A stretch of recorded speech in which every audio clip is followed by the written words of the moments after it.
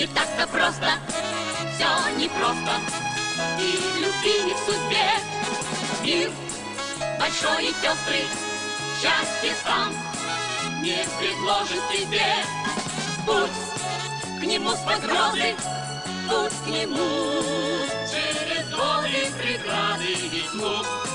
Да все непросто, и может только любовь стать ключом ко всему.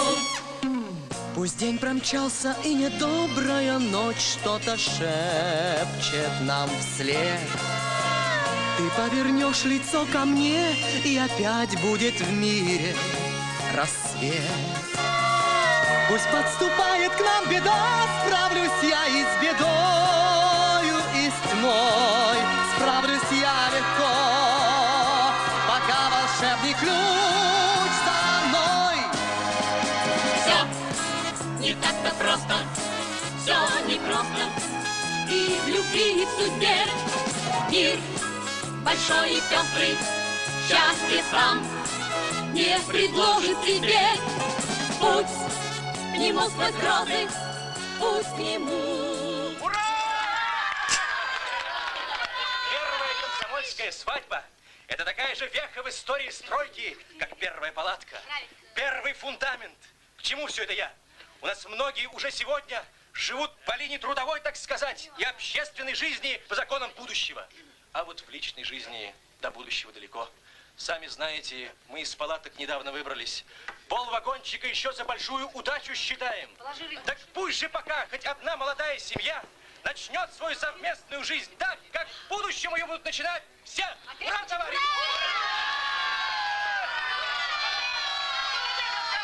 Объявляю решение руководства стройки. Выделить молодой семье Ершовых квартиру в доме гостиничного типа, в доме молодоженов. Ура, товарищи! Передавали речь секретаря комсомольской организации ТЭЦ «Строя» на состоявшейся вчера первой комсомольской свадьбе на нашей стройке. По местному времени 17 часов 45 минут. Мы объявляем перерыв до 19 часов.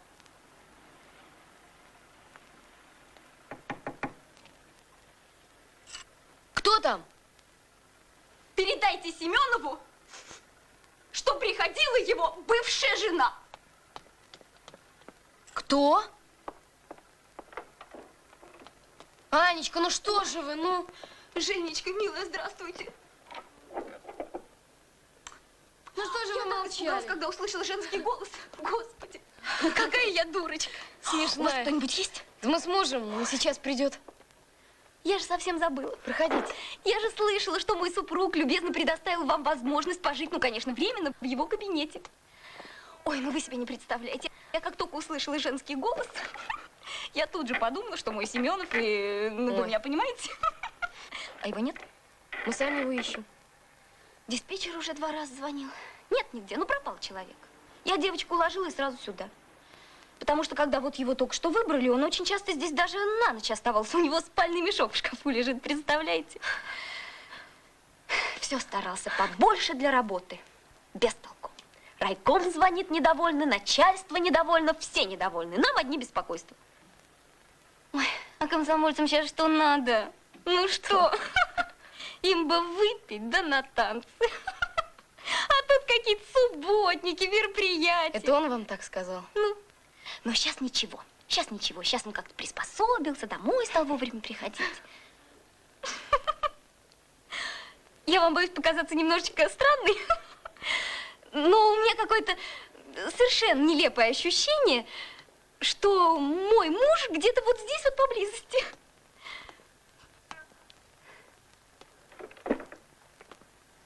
А, как уютненько.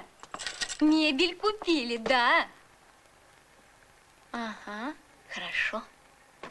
Женечка, вы только не подумайте чего. У нас с Семеновым прекрасная семья, дочки 2 годика. Ой, шкафчик какой хорошенький.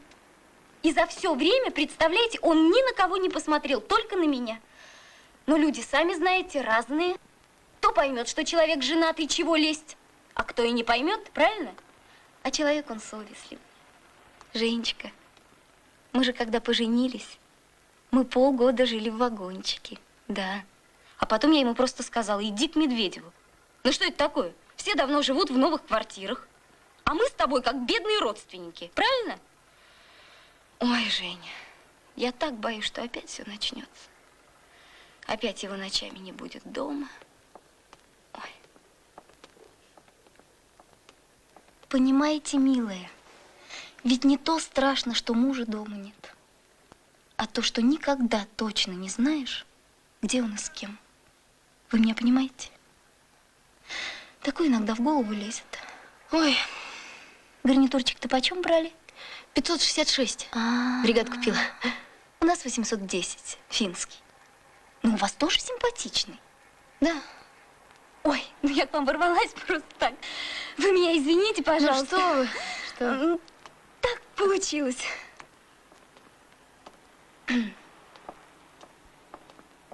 До свидания. До свидания. Ой, я сумку у вас забыла. Ящичек какой хорошенький. Анна, что случилось? Почему ты здесь? Что-нибудь с дочкой? Говори всю правду. Говори, я ко всему готов. Ты только не молчи. И не жалей меня, я на все готов. Семенов, ты как туда попал? Артисты. Нет, нравится. Нет, она еще его спрашивает, как он туда попал. Артистка. Она меня выжила и еще спрашивает, как не стыдно. Спокойно, ты, главное, ничего не думай. А я и не думаю. Умница, я тебе сейчас все объясню. Ты понимаешь, мне нужно было сюда проникнуть, понимаешь, проникнуть. Я понимаю, конечно, я понимаю. Я же не полная идиотка. Я понимаю, что тебе надо было сюда проникнуть. Ну? Ты и проник, правильно? Правильно, точно неправильно. Мне нужно было проникнуть, но совсем не за этим. Я понимаю, что не за этим, а совсем за другим. Ну, знаешь, ты неверно формулируешь. Я люблю тебя всей страстью своего комса, своего сердца. Понимаешь? Я понимаю, ты и меня любишь, и ее любишь. А ее не люблю, не люблю, не люблю. Извини, не люблю. Грустно, грустно. Очень грустно видеть, когда мужчина теряет свое собственное достоинство. Любовь – это святое чувство. Его надо не прятать, а гордиться им. Если любишь, мой милый, так и скажи. Я люблю. А я уйду. Я уйду в сторону, в тень. Аню, ты что-то несешь? Какая тень? Ребенок у нас, семья, в конце концов. Милый. Но ты же спутница моей жизни. Милый, Неужели ты не милый. понимаешь, что не способен на такой? Ей-богу, мне Милый, стыдно за тебя. Милый, ну при чем тут семья, при чем тут ребенок, когда речь идет о высоком чувстве? Любовь, мой милый, Анна. это когда уже никаких оков. Я знаю, что такое любовь, Валерий. Я любила тебя 3 года, и поэтому сейчас я молчу. Обо мне можешь не беспокоиться. Нашу дочь я воспитаю сама. Мама мне поможет. Женя, рыбка, ну что ты молчишь? Ну скажи же ты ей. Анечка, это все недоразумение. А вы бы помолчали лучше. Стыдно, девушка. 3 дня прошло со дня вашей свадьбы, а у вас уже, извините, мужики в мебели как клопы сидят. Вот именно. А я думаю, какой хороший человек мой муж. Как он вашу свадьбу устроил, все старается для Аня. людей. А вот что получается. Да не нужен мне твой Семенов. Милая, милая. А это еще хуже, если не нужен. Вот так вот приманивать, прятать. Я смотрю, что это у вас ящичек такой вместительный. Это еще хуже. В 1000 раз хуже, в миллион раз хуже. Да-да-да. Да я влез потому, что мне нужна была спецодежда. У меня созрел план, как отсюда выселить. Давай поговорим серьезно, серьезно, черт возьми, давай поговорим. Мы же надо с тобой 2 года, дочке уже 3 года. То есть наоборот. Вот именно. За это время я хоть на кого-нибудь посмотрел? Я ж слышал, ты ж говорила, пока я там задыхался. Милый, ну что я теперь могу знать, если я тебя сегодня нашла в чужой мебели? Может, ты каждый вечер в чужую мебель прятался? Что я теперь могу знать? Сам говорил, у меня заседание, а сам в ящик. Анечка, ну ты веришь, что я порядочный человек? Я не Ну могу хотя бы с тобой серьезный, Аня. Ну ты Откуда пойми. я знаю? Ну ты пойми, если бы я даже на кого-нибудь, как ты говоришь, посмотрел, неужели думаешь, я пошел бы на то, чтобы разрушить нашу судьбу, судьбу нашего ребенка, даже если кого-нибудь полюбил? Аня! Даже если бы я кого-нибудь полюбил, значит, ты об этом Анечка. думал, значит, это не первый раз. А что здесь думать о моей судьбе, о судьбе нашего ребенка? Моя судьба известная. Анечка. Замуж я больше не выйду, буду работать в детском садике. И всю свою скромную зарплату буду отдавать нашей дочурке. Анечка, ну не люблю я ее. Я ее на дух не Любишь, переношу. любишь, любишь, Она же с меня любишь, веревки любишь. вьет. Вот я тебя и поймала.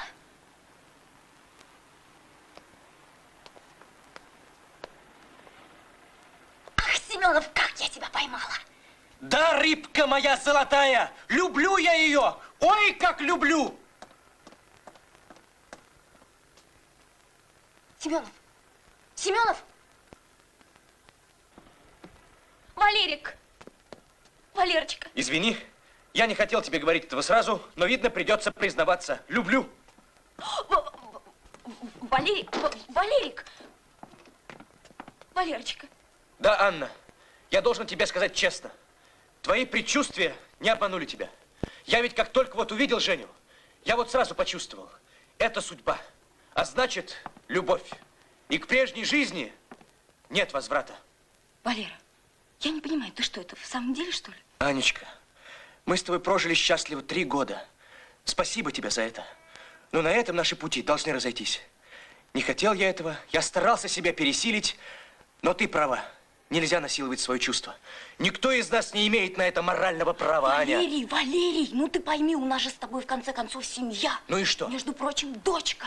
Я прошу тебя, Валерий, вернись в семью. Это невозможно, Аня. Вернись в семью, тебе говорят. Анечка, поговорим как интеллигентные люди. Дочку ты будешь воспитывать на свою скромную зарплату. Если что, мама тебе поможет. А я буду часто, очень часто вас вспоминать. Валера, ты послушай, что ты говоришь. Ты послушай, что ты городишь. Ну какая это любовь, Валерий? Ну я ведь понимаю, что это, я же живой человек, это же, ну просто легкое увлечение, ну и бог Анечка, с ним. это не увлечение, это любовь. Валерий, это увлечение. Ну нельзя же из-за этого рушить семью, так сказать, ячейку нашего общества. Анечка, любовь свободна. Мир чарует. Валерий, я же тебя знаю, это же все пройдет. Ну мы же с тобой 3 года жили душа в душу, ну ты же даже ни на кого не посмотрел. Валерий, ну нельзя же все это разом взять и бросить. Потом она тебя не... Женя! Ну скажите вы ему, что вы его не любите. Ну вот послушай, ну. Да не люблю я. Не любит, вот. Аня, ну а какое значение это имеет для настоящей любви? Безответная это любовь. Она ведь еще сильнее действует, говорят. Валера, ну не надо так меня разыгрывать. Валерочка, не было у вас ничего такого и быть не могло. Она же своего Сашку любит. Женечка,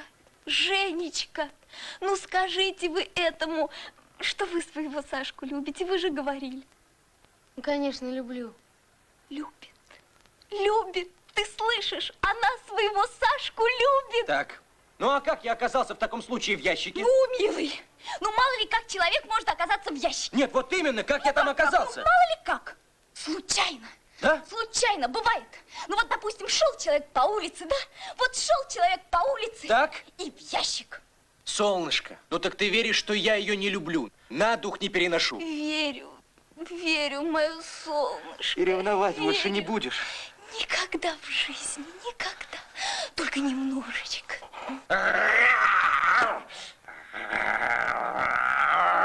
Ты что, Саш, ну посмотри, ну.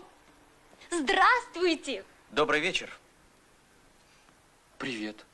А как вы здесь оказались? А мой Семенов в ящике сидел. Аня. Ну я же правду говорю, я же тебя в ящичке нашла. Сашенька, радуйтесь. Я вам сейчас все объясню. Он ее не любит, у них просто легкое увлечение. Не понимаю, кто кого не любит. Вы меня не любите, я вас не люблю, Семенов Женю не любит, никто никого не любит, все прекрасно. А при чем здесь ящик? Так он в нем оказался. А как он туда попал? Ну, понимаете, шел человек по улице и в ящике бывает. Аня. Бывает. Ну что? Аня, не осложняй ситуацию, иначе конец. Подожди. Все было очень просто, я вам сейчас все объясню. Понимаете, прихожу я вот к Женечке, Семенова нет. Но у меня нюх, понимаете? Чувствую, что он где-то рядом. Открываю ящик, а он там. Я его оттуда достаю, вот и все. А что потом? И для того, чтобы я все правильно поняла, он мне говорит, что любит вашу жену. Ага, а она, значит, его. Аня, вы сейчас все запутаете. Милочка, ну доверьтесь мне. Ничего, мы сейчас с Анечкой все распутаем. Конечно, я вам Время сейчас милое. всё У нас, между прочим, Ну есть. вот, а потом, Так, ну. потом он говорит, что он ее не любит для того, чтобы убедить меня, вы Не понимаете? любит. Ага. Ну, кажется, начинаю Господи, понимать. как я рада, как хорошо, когда все понимают. Ершов, ты, брат, это дело знаешь, кончай. Ты давай очнись. Ну ты-ка, ну-ка, вникни-ка в ситуацию-то. А вы, товарищ Семенов, между прочим, зря радуетесь.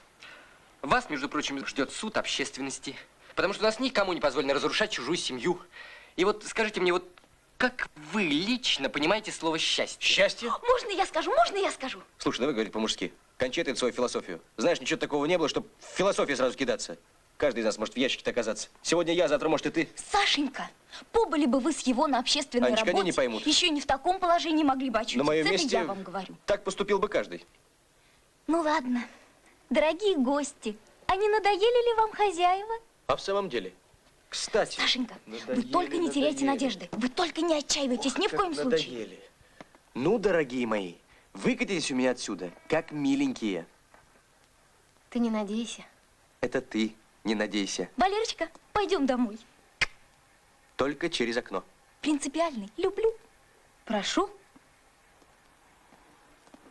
Осторожней. Я ловлю тебя внизу. До встречи. Ну, Ершова, через час на комитете встретимся.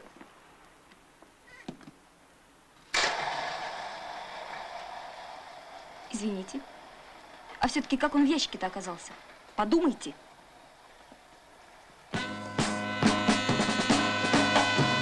Все не так-то просто, все непросто.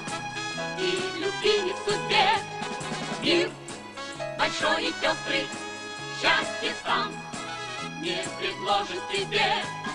Путь к нему сквозь грозы, путь к нему через годы, преграды и тьму. Да все непросто, и может только любовь стать ключом ко всему. Пусть день промчался и недобрая ночь что-то шепчет. Товарищи, будем прекращать. Нам вслед. Между прочим, комитет комсомола сейчас. Товарищи, все в сборе. Производственный сектор, Малеев. Здесь, Малей. Ну-ка, живенько, давай, пожалуйста, туда. Сейчас все прием. Товарищи, давайте, Пошли, давайте. ребята. Кузбассовый сектор, попрошу вас. Товарищи, не стесняйтесь, проходите, проходите. Занимайте места. Семенов, ты что это там делаешь? О, глядите, отец, как ни в чем не бывало, а? Валер, а плечик не болит? Ребята, теперь надо дружинников вызывать дежурить в комитет. А то каждый будет приходить сюда, вселяться, выбрасывать отсюда Семенова. А когда же он будет сводками заниматься? Серьезнее, ребят, шутки шутками, но не из окна же мы вести комитет. Да, конечно. Ершова, пусти его. Валер, ну залезай, только на время заседания. Да нет, спасибо. Тихо, мне здесь товарищи, хорошо. тихо. Свежий воздух опять же. Ну как Зато хочешь. ты, Ершова, ты нам ответишь за Сейчас, все. сейчас. Привет. Товарищ, а вы кто? Я? Вы не член комитета, я попрошу вас. Извините, ради бога. Да, пожалуйста. Пожалуйста. Пожалуйста.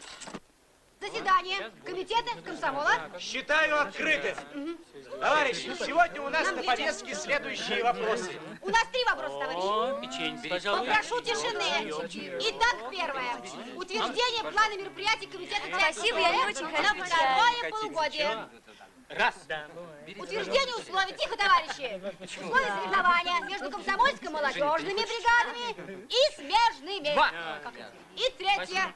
Разное. А именно, персональное дело комсомолки Ершовой. Ребят, я предлагаю с персонального дела сразу начать. А что, хитро Семенов придумал? Не глупо, не глупо. Она его через бедро, он ее по голове параграфом. Ну, Женька, теперь держись.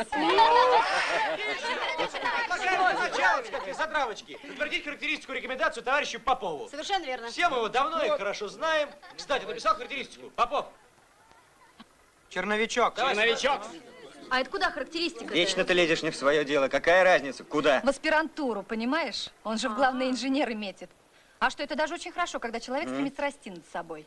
А все-таки интересно, что мы все о нем думаем? Да. Все мы его давно и хорошо знаем. Конечно. За время работы проявил себя с положительной стороны. Активно участвует и в общественной жизни. Скажу больше, принципиален. Так что с характеристикой, товарищи, все в порядке. Против? Воздержавшиеся? Единогласно.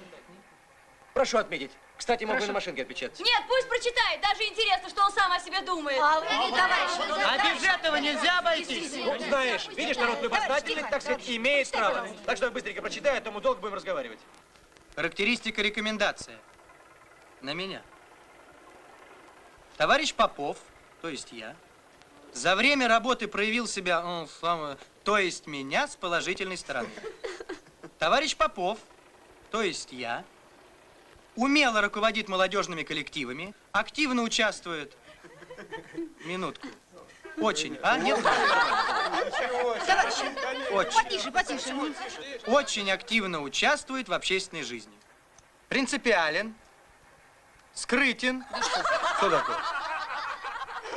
Вот что. Скромен. Ну и почерк у меня. То есть у него. Чуток в обращении с товарищами и подчиненными. И к начальству тоже. Ну это уж само собой. Но вывод напрашивается сам Ну, собой. конечно, такого товарища нельзя не рекомендовать. Благодарю за внимание. Ну, прям святой. Ему только крылышек не хватает. Скрытен, значит скромен. Когда про себя. Можно вопрос? Вот вопрос. Можно вопрос? Да. Что вы имеете в виду, когда говорите об очень активном участии в общественной жизни? Да. Что-то я ни разу вас не видела на наших мероприятиях. Ну что ж ты, Семен, ну приведи пример, сколько я сил вкладываю в общественную работу. Просят же товарищи. Только поярче, повыразительнее. Я и сам с удовольствием послушаю. Мало ли что можно привести. Если все вспоминать, а в самом деле, однажды я у него про арабский бульдозер попросил. Воскресник у нас был по благоустройству. Нет, это не типично. Бульдозер дал? Не дал. Слушай, приведи сам какой-нибудь примерчик. Ну так, чтобы все вопросы сразу и отпали. Ладно, я расскажу. Попробуй. И все вопросы сразу отпадут. Однажды, В студеную зимнюю пору. совершенно верно, в студенную зимнюю пору, я из лесу вышел. Был сильный мороз. Замечательно. Был сильный мороз. Гляжу, Поднимается медленно в гору. Семенов и несет в клуб магнитофон, 2 динамика, коробку с пленками, весь согнулся, потому что тяжело. Было такое? Было, кажется, что-то припоминаю. Ты, главное, не отвлекайся. А я, между прочим, шел совсем в другое место. Но вижу, надрывается человек на общественной работе. Здоровье, можно сказать, свое гробит. Мог я пройти мимо этого факта? Мог? Мог, но не прошел. Давай, говорю, Семенов, какую-нибудь там твою бандуру, я так и быть тебе помогу. И помог. И все. И все.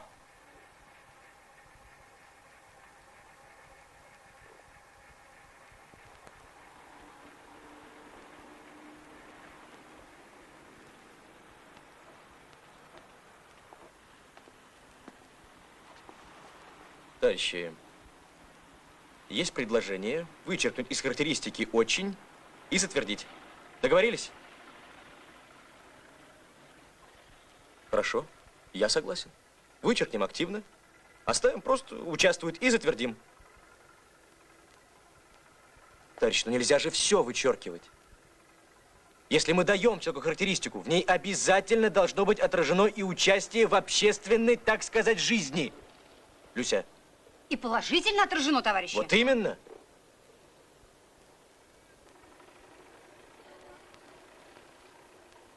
Валер, А тебе, Ершова, еще слова не давали. Дойдет и до тебя очередь. Почему это? Пусть говорит. Конечно, пусть говорит. Тебя уже наслушались. Говори, Ершов. Пусть скажет.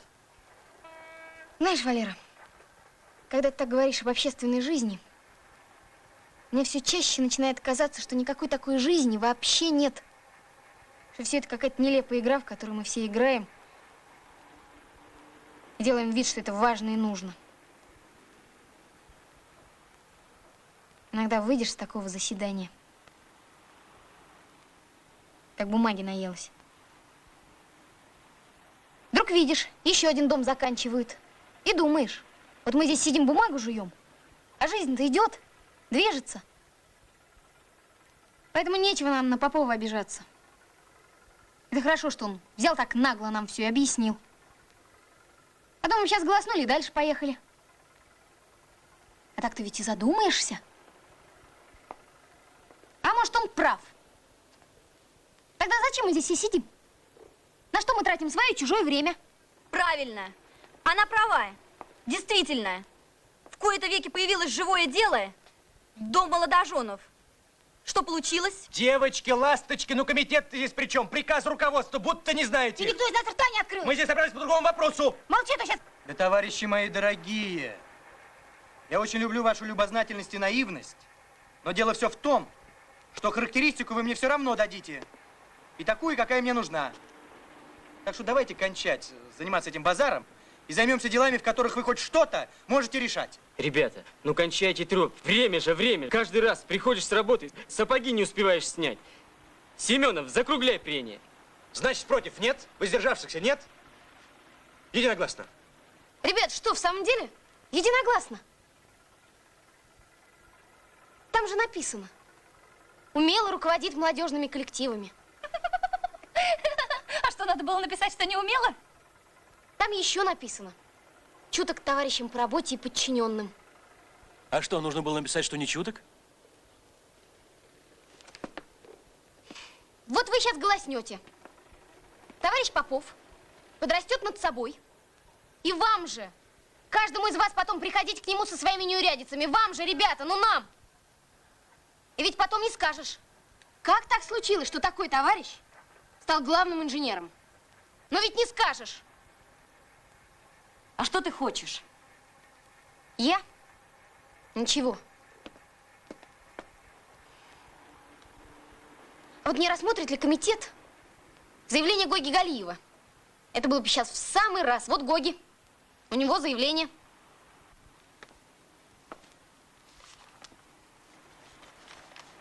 Ну, я, пожалуй, пойду. Я объясню, что у тебя загвоздка вышла. Или, может, сам объяснишь. А ты, знаешь ли, на меня не дави. За неуважение к комитету комсомола комсомолец Попов знаешь, что бывает? А я сам могу пойти и рассказать Медведеву, как он себя тут вел. Так что сиди и жди, пока до тебя снова дойдет. Если все-таки дойдет. Заявление. Прошу снять меня с учета по причине того, что увольняюсь и уезжаю в город Баку. А вот теперь объясни, почему увольняешься? Ух, Ершова! Гоги, Гоги, Гоги, Гоги! Ну что тут разбирать-то? А почему увольняется Гоги Галиев, не интересно? Ну, как и большинство таких. Надоело, вот и уезжает. Почему надоело? Совсем не надоело. Денег мало платят. Меня деньги не интересуют. Квартиру скоро не обещают. Зачем мне квартира? У моего отца в Баку знаешь, какой дом? Подробно расскажи. Я из Баку. В Баку у меня отец, мать, 8 братьев, все старше меня. Когда я уезжал, отец мне сказал: Гоги, если ты хочешь съездить на север, то сейчас поезжай, потому что после армии нужно будет дома работать. А чем отец-то занимается? Небось, на базаре торгует? Мой отец – заслуженный нефтяник Азербайджана. На нефтяных камнях работает. Ты слышала про такие промыслы? Ты меня спросила? Я тебе ответил. Я спрашиваю, почему ты молчишь? Да я спрашиваю, ты слышала про нефтяные камни, где всю жизнь работает мой отец, мои 8 братьев? Да слышала, она слышала. Давай дальше. Хорошо. Ладно, я приехал сюда, я работаю. Я 3 раза канаву копал, 3 раза я молчу. Думаю, может, я не понимаю чего. А сегодня снова наряд, иди канаву копай. 1 кабель не доложили. Я пришел к нему, говорю, это неправильно. А он мне говорит, не нравится, уезжай в свой Баку. Только он хуже сказал. Да голову оторвать этим проектировщикам! У нас на участке 3 раза кабельный вход переделывали. 3 раза! А при чем здесь Попов? Он что ли этот кабельный вход-то проектировал? Ну не он. Вот и сиди. А я вот недавно читал, один русский инженер, когда по его расчетам штреки какие-то в шахте не сошлись, так он от позора застрелился. Вот как честь инженера ценилась. Ну, брат, если наши инженеры после каждой ошибки стреляться будут, тут такая канонада начнется. Гоги, ну расскажи еще раз. Только не волнуйся. Меня утром вызвали. Говорят, иди канаву копай. Мы эту канаву уже за полгода 3 раза копали. Что за работа? Я пришел к нему, сказал, это неправильно. А он мне говорит, не хочешь работать, уезжай в свой Баку.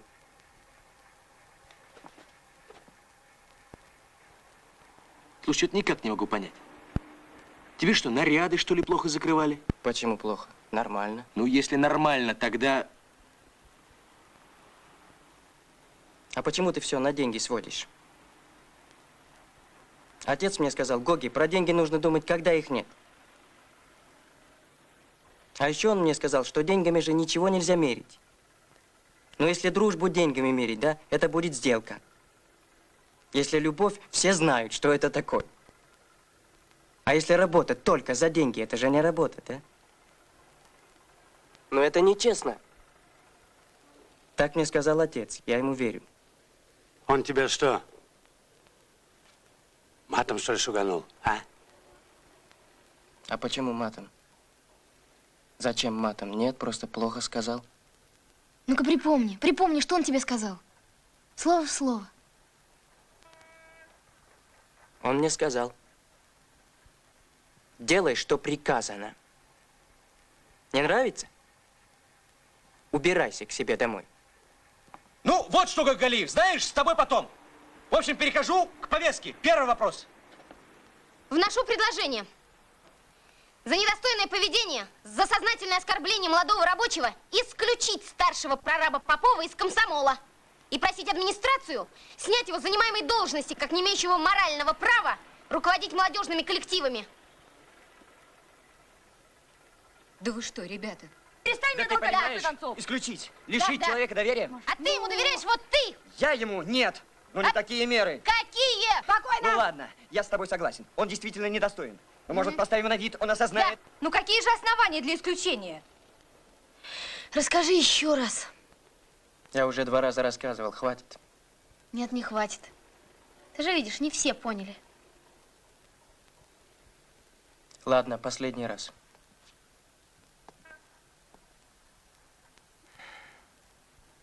Меня утром вызвали. Говорят, иди канаву копай. Меня и еще 3 ребят. Молодые ребята тоже в армии еще не служили. Мы говорим, мы эту канаву уже за полгода 3 раза копали. Что за работа? Бригадир посылает к мастеру.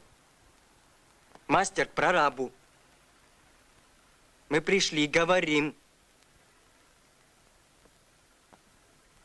Ну мы же все приехали сюда посмотреть, как правильно жить надо.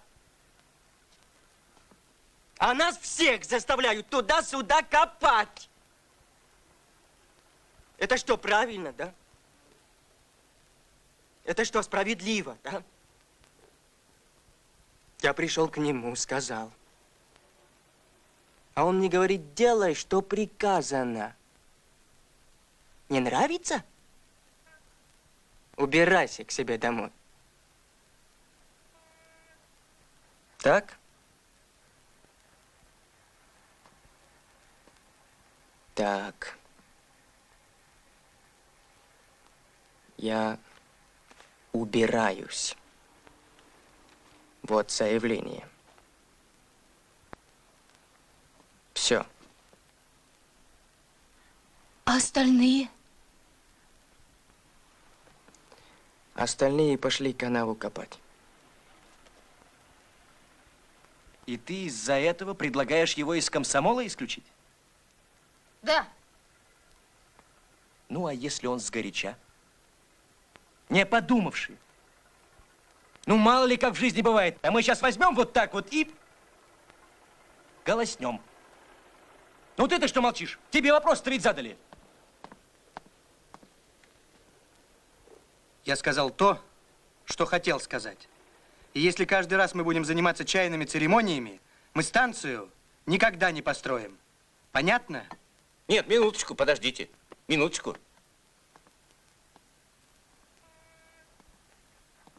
Вот вы сейчас сказали страшную вещь. Вы сказали, что главное это построить станцию. Так. Ну хорошо. Построим мы эту станцию.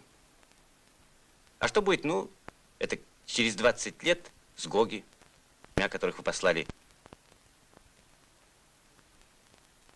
Им будет 40 лет. Самая сила мужская. Самый цвет. И куда же они эту силу будут девать, если сегодня с ними так обращаются? Будут строить новые станции?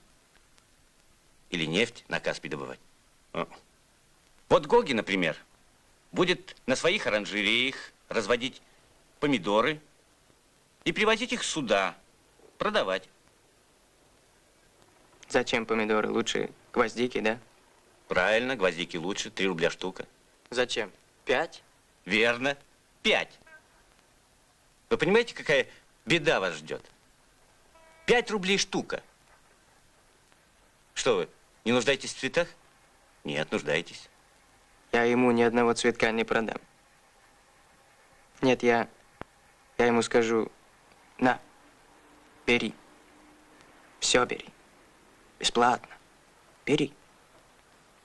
Чтобы ты знал, какой ты человек, и какой я человек. Чтобы он потом всю ночь плакал. Вот вы преподаете в школе, правильно? Да. И когда у нас в школе ребята получают аттестаты, я нарадоваться не могу. Какие у них прекрасные глаза, сколько у них чистоты, благородства, силы. И вот сейчас, когда я их встречаю, просто на улицах. Ну, правильно, пьяных, тупых, сквернословящих. Ну и что? Мне кричать хочется. Как они так быстро могли перемениться? И почему? А кто виноват?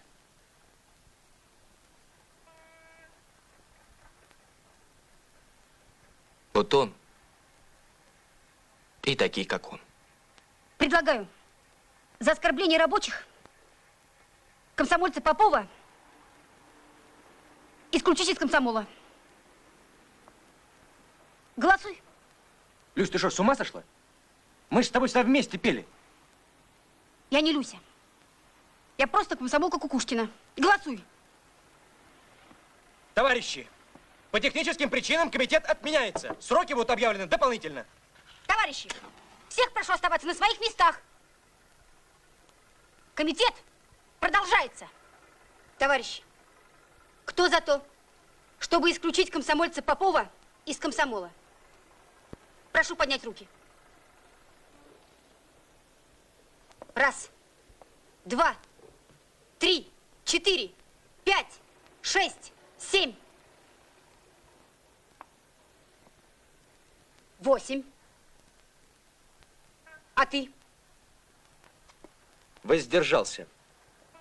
Мне надо подумать.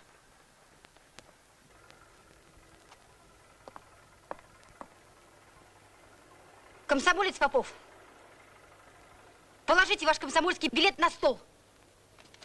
Товарищи, но мы же не имеем права. Билет-то ведь может отбирать только бюро райкома. Понятно? Понятно? Не имеете права. Не имеете права. А вы знаете, о чем сейчас я подумала? Вдруг.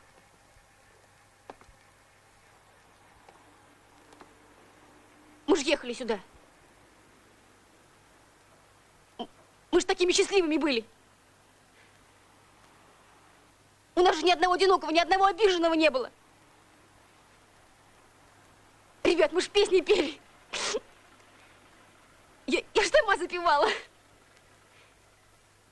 Чего ж так вышло, что глухими-то мы стали слепыми? Почему только на 3-й раз мы услышали крик о помощи, о защите? Валер, вот твоя эта характеристика, рекомендация, это все липа. ложь. А ложь, как она была ложью, так она и будет ложью. Ну что, перейдем к персональному делу Ершовой. А я предлагаю персональное дело комсомольца Семенова. О стиле работы комсомольского секретариата отстроен. То есть как это? Ну уж нет. Тогда уж давайте о работе всего комитета. Я что, есть один, что ли? Вы ведь тоже комитет. Семенов прав.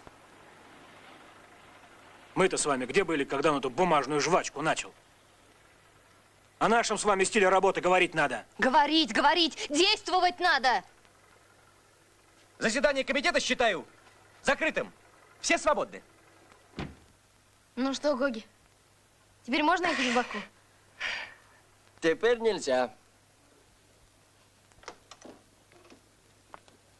Значит так, пиши заявление по собственному желанию, на этом мы расстанемся. Так, пожалуй, будет лучше всего. Интересно. У меня такое ощущение, что тебя сегодня целый день увольняют. Только утром было как-то проще. Ты уволен и все.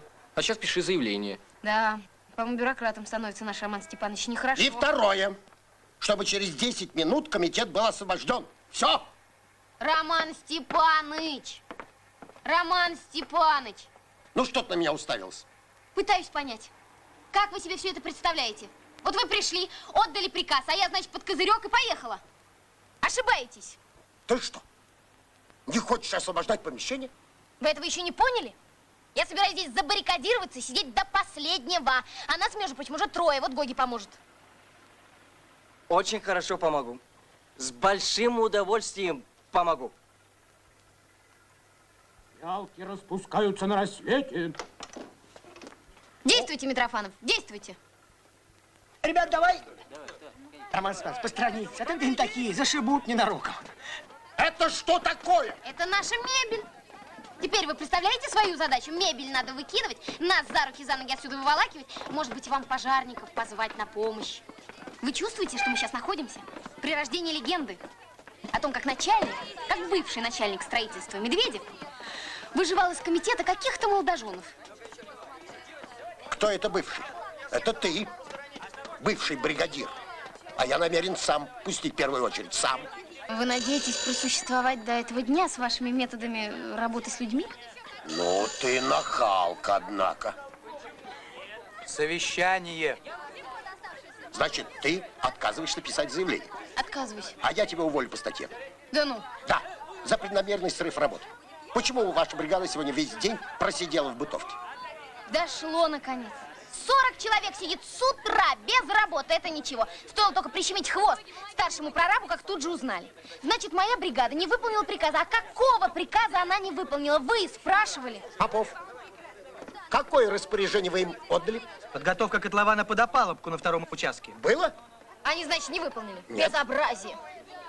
Бригада высококвалифицированных сварщиков.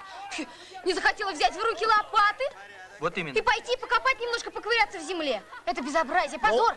Без позор. демагогии давайте. Без демагогии. Давайте без демагогии. Павел Иванович, можно вас на минуточку?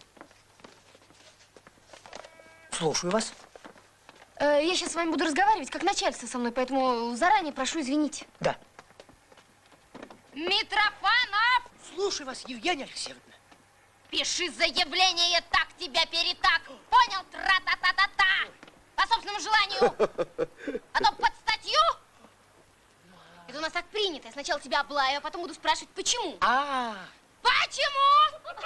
Бригада всю смену просидела в бытовке. Отвечай. Не просидели.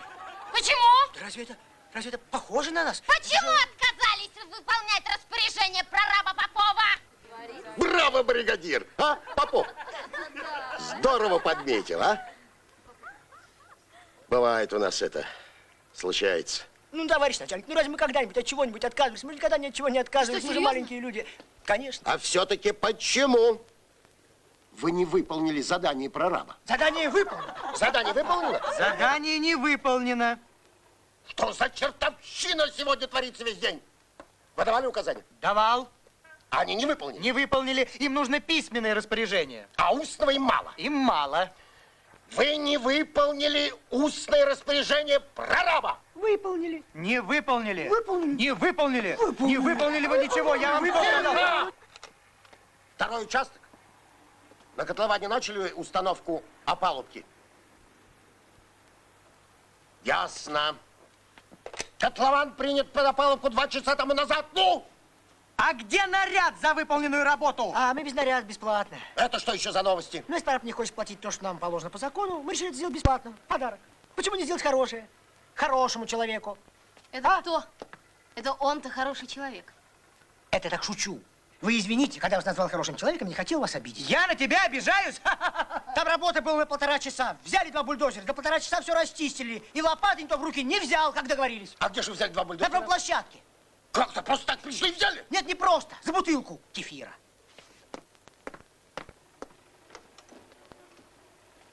Я для вас безжалостно оголяю все участки, а на промплощадке, оказывается, за бутылку кефира можно одолжить 2 бульдозера. Так одолжите вы мне! Я вам не бутылку, я вам цистерну кефира поставлю. Я с кефиром разберусь, я приложу все усилия. Все будет ясно. Жаль, была бы моя воля, бригада действительно бы просидела всю смену. Или, по крайней мере, я бы заставила вас оплатить за все земляные работы по высшей ставке.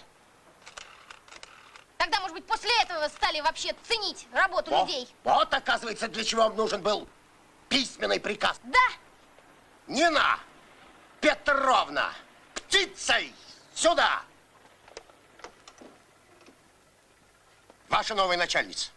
Вместо меня, временно исполняющая обязанности. Диктуй приказ по отстрою. Что хочешь. Полная хозяйка.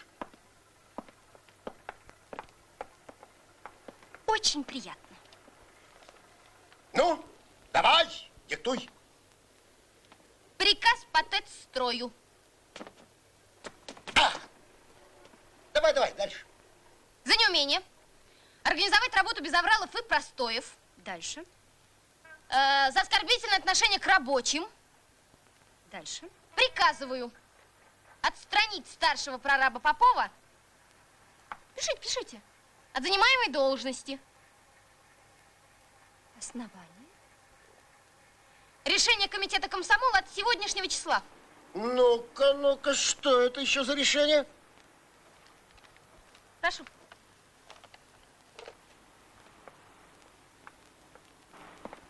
Ну-ка.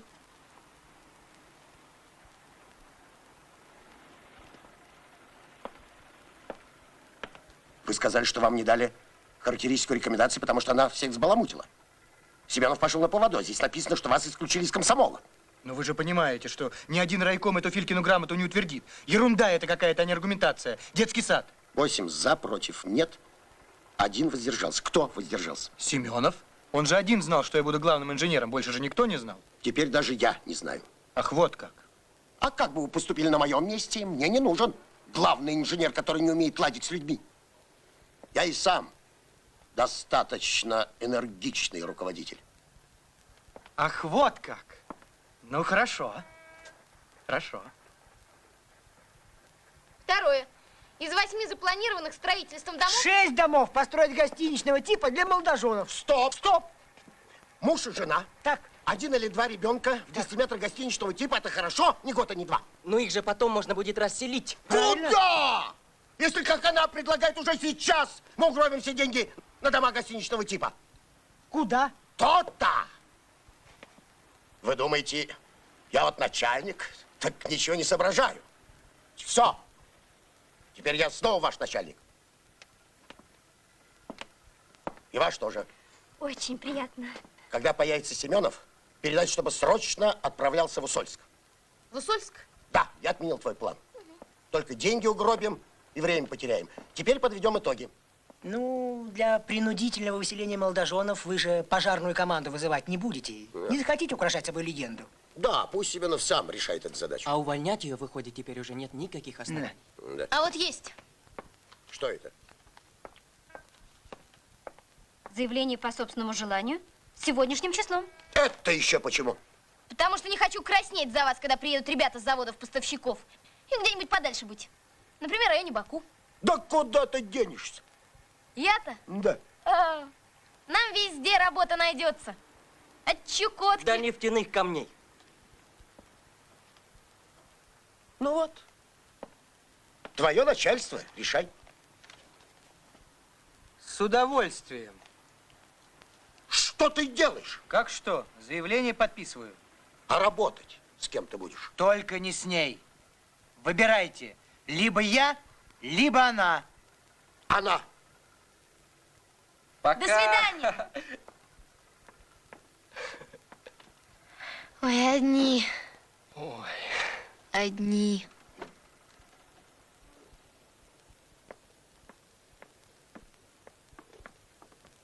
Ну, нам теперь всю жизнь будет казаться, что Семенов где-то рядом.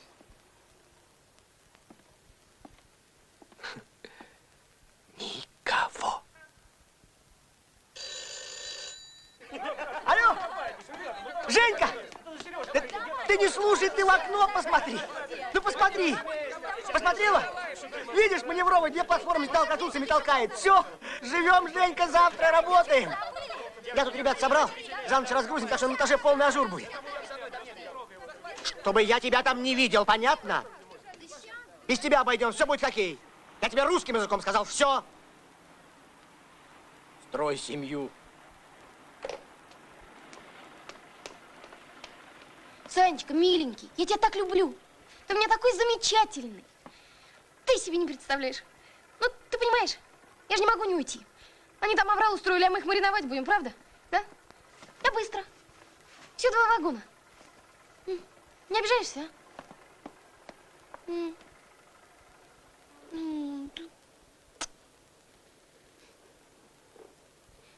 Назначаю тебя комендантом нашей крепости.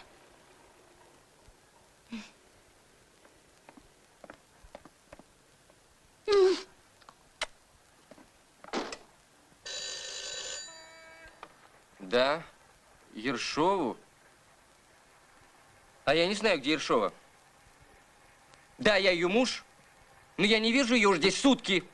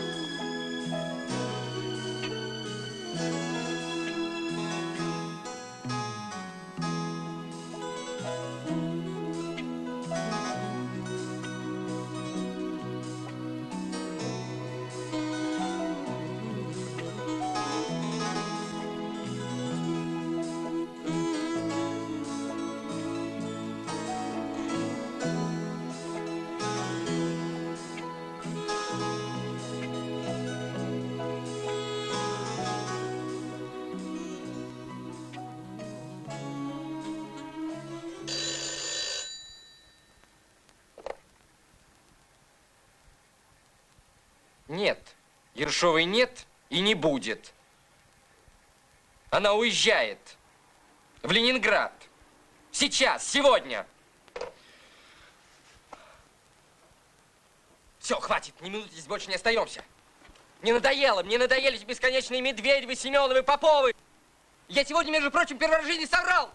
Я сказал расщепы, и даже огромные расщепы. Так, ну ты едешь или не едешь? А? Я тебя спрашиваю, ты едешь или не едешь? Да или нет? Нет или да? Нет или да? Понятно. А между прочим, ты мне жена. Нет, я вообще не понимаю, ты мне жена или не жена? Нет, я вообще не понимаю, жена ты мне или не жена, в конце концов. Нет, я не понимаю, жена ты или не жена. А я вообще кто? Нет, ну кто я, по-твоему? Кто я, муж или я не муж? Я, между прочим, тебя сутки не вижу. Я сутками тебя жду, а ну, я имею право тебя видеть или не имею? Я не понимаю, или твоя бригада имеет право тебя видеть? Муж я или я кто вообще, по-твоему?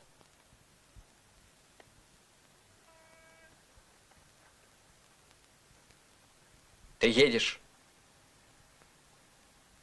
Так, понятно. Ну тогда я еду один. Понятно.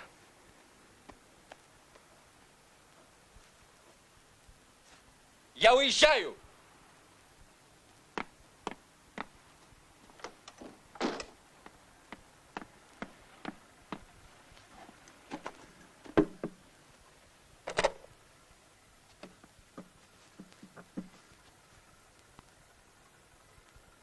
Между прочим, одна моя знакомая говорила, что мечтает, чтобы у нее в семье был мир и согласие. И чтобы не было никаких споров и ссор. Один мой знакомый все мечтал уехать куда-нибудь на север, далеко, начать новую жизнь. Пусть будет трудно, говорил он, лишь бы только все было по-настоящему, честно.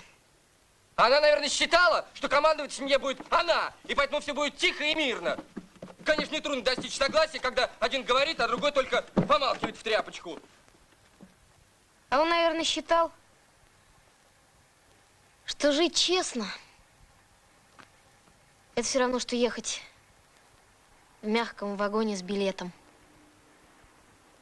Купил себе честно билет и едешь спокойно. И никто тебе не мешает. А, между прочим, этот твой знакомый совсем не требовал, чтобы с ним носились и пылинки с него сдували. Ему тоже хотел, чтобы в семье был мир и согласие. И кофе в постель подавать, между прочим, тоже не требовал. Он был готов делить все трудности быта. И обед приготовить, если понадобится. Иногда. Ну, чтоб с его мнением совсем не считались. Чтобы ноги об него вытирали. Это ни один нормальный мужчина позволить не может. Как бы он ни относился к своей жене. Ты согласна? Ты согласна?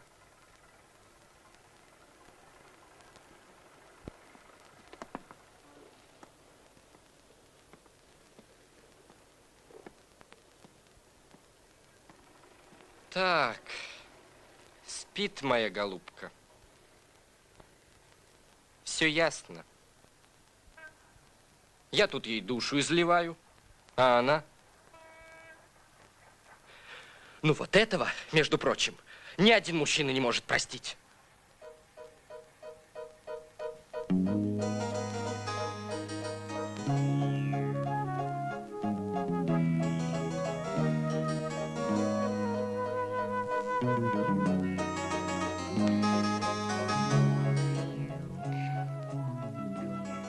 Саша.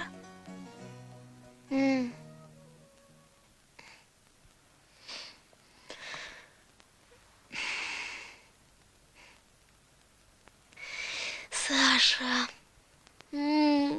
Сашенька. Иди ко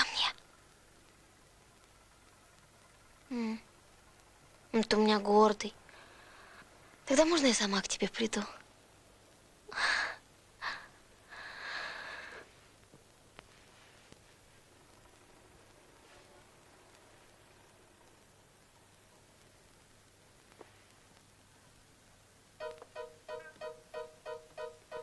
Я, конечно, сама виновата во всем. Но ты ни при чем, но ты ни при чем. Ни при чем ты, что звезды и ярче, и ближе. Ни при чем ты, что кроме тебя одного я не вижу на свете, не вижу никого, никого. Летним солнцем город залит, или он в сугробах замер. Для меня не существуют ни снега, ни цветы. У меня перед глазами ты, все время ты. Я, конечно, сама виновата во всем. Но ты ни при чем, но ты ни при чем. Ни при чем ты, что в шорохе осени рыжей звуки голоса слышатся мне твоего. И не слышу я больше, не слышу ничего.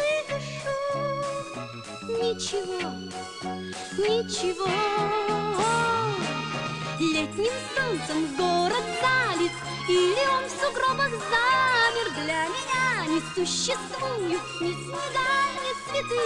У меня перед глазами ты, все время ты.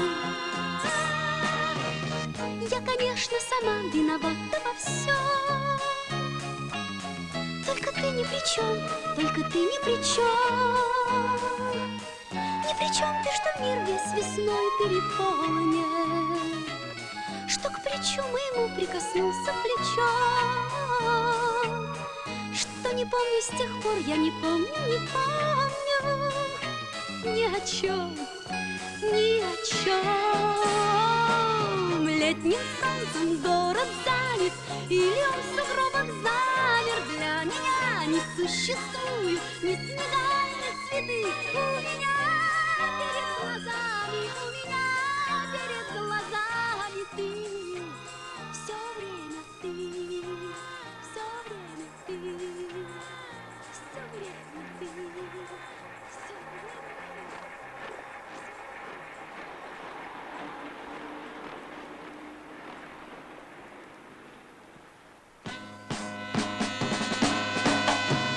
Все не так-то просто, все непросто. И в любви, и в судьбе мир большой и пестрый, счастье сам не предложит тебе. Путь к нему сквозь грозы, путь к нему через годы, преграды и тьму. Да все непросто, и может только любовь стать ключом ко всему.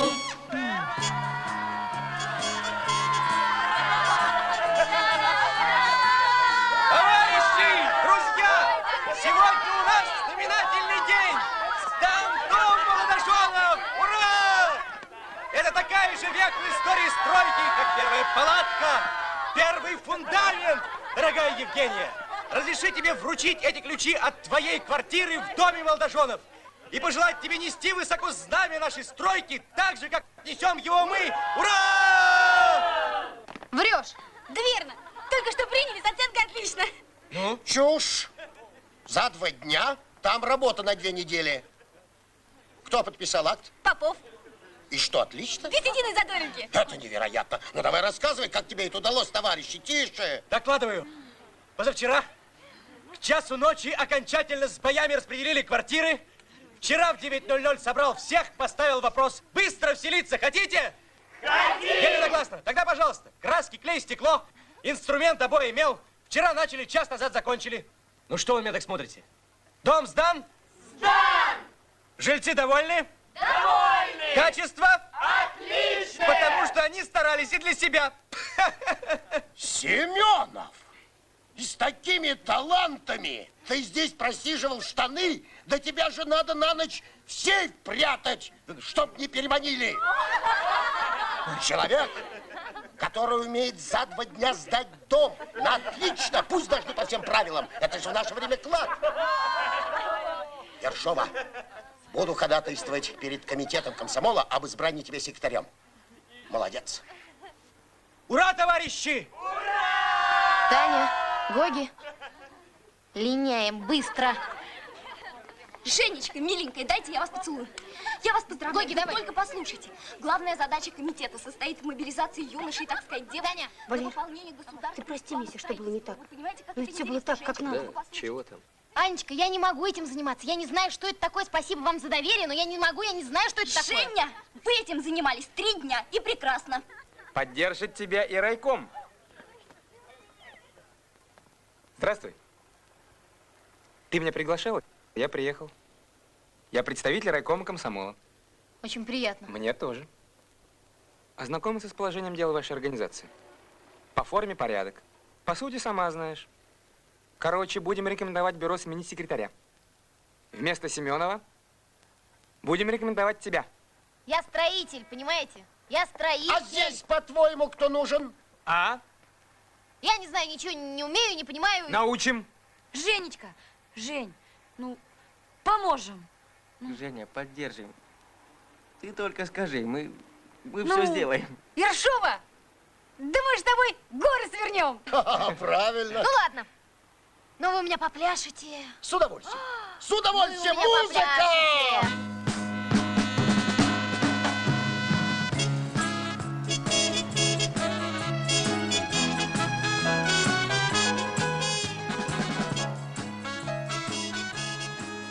Знаешь, что самое грустное для мужчины? Что? Это когда женщина жалеет его.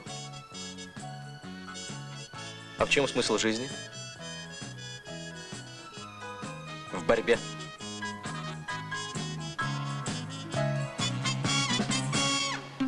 Пусть день промчался, и недобрая ночь что-то шепчет нам вслед. Ты повернешь лицо ко мне, и опять будет в мире рассвет. Пусть подступает к нам беда, справлюсь я и с бедою, и с тьмой. Справлюсь я легко, пока волшебный ключ со мной. Все не так-то просто, все непросто. И в любви, и в судьбе мир большой и пестрый.